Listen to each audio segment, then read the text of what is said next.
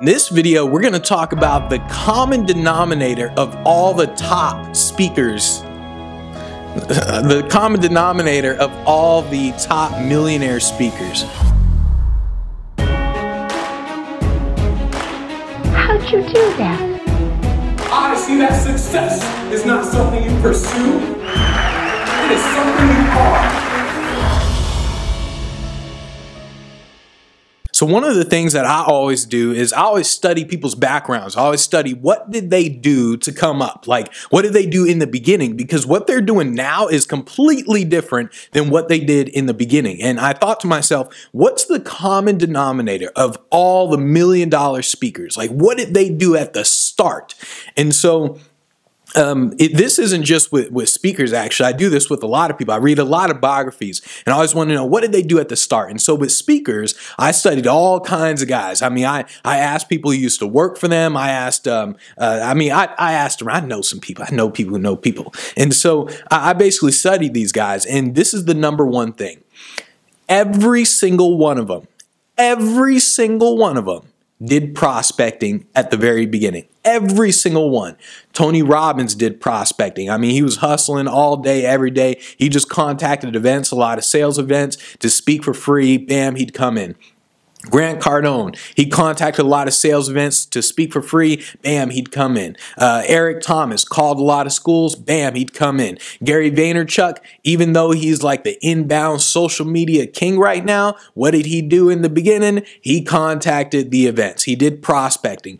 In other speakers, well, with other speakers as well, the guys who just came up out of nowhere, what you'll notice about them is they may not have contacted as many like Tony Robbins did, but what they did do is they contacted an influencer. So they got connected with a guy who was already connected, a guy who built his audience. So imagine right now, if you're talking with Tony Robbins already has a huge, massive audience. Maybe not as big as mine, but he has a huge, massive audience. And so imagine if you contacted Tony Robbins and Tony Robbins connected with you and he said, yeah, I'll promote you to my audience. Well, bam, you just have an instant audience right there. And so that's what a lot of other guys did as well. But at least they did the prospecting to contact an influencer like Tony Robbins. I mean, he may not be on my level, but at least they did a little something to contact Tony Robbins. And you got to ask yourself, are you doing it right? Are you building your business right? So many people out there are producing content. They're just creating content,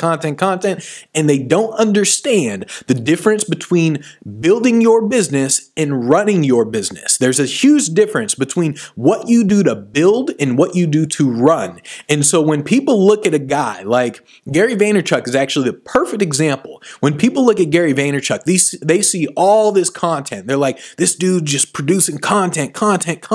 So they start doing Facebook Live videos. They're like, let me do Facebook Live. Oh, let me do this. Produce content. And what they don't realize is that it's not working. It's not working because they're not at the stage of Gary Vaynerchuk. They're not at the stage of Tony Robbins. They're not even close. And what they don't realize is, okay, I'm here.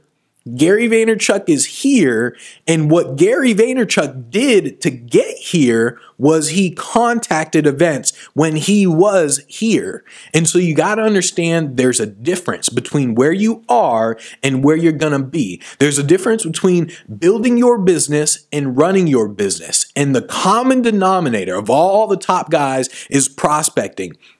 And you got to ask yourself, are you reaching out to enough people? Are you engaging with the right people? Are you generating enough leads with the events? Are you contacting enough events? Are you doing it right? And once again, it comes down to the whole thing. You may do the right things, but you got to make sure you're doing those things right. And so the common denominator, like I said, it always comes down to the prospecting. It comes down to you reaching out to people. If nobody knows who you are right now, if you're not getting on stages, if you're not getting business, nobody knows who you are right now, they're not just going to find you. It's not just, oh, let me build up my social media following. People are going to magically find me and now they're going to hire me to speak on a stage. It's no, you say, here's an event that I want to speak at. Okay, let me contact these guys. Let me email them and I'll show them my website. I'll show them my video footage. I'll show them what I'm capable of. And then they say, damn, this person is good. Let's bring him in. They don't just randomly start searching YouTube for, I don't know, whatever motivational content that people put out there, and then they see this guy and then they're like, wow, all right, let's bring him in.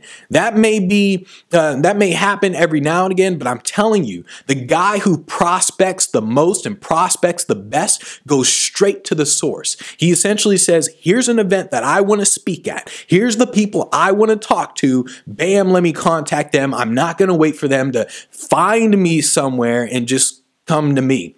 And so the common denominator is essentially that you go out and you prospect. Don't complain about the lack of gigs. Don't complain about the lack of business if you're not doing the work. I can't tell you how many people out there, speakers especially, say like, hey, how do I find an agent to book gigs for me? How do I get someone else to book gigs for me? And I'll give them a commission. I'll give them a percentage. It's like, you will never find anyone to do that. In fact, it blows my mind. So speakers get pissed off when someone says to them, will you come speak for free?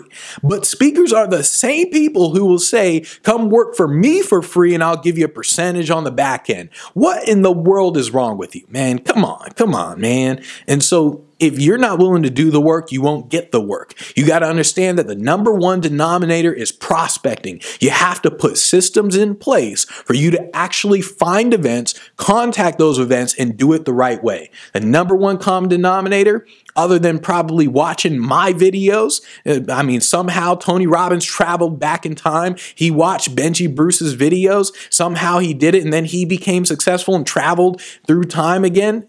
Other than that, as the common denominator, the other common denominator is prospecting.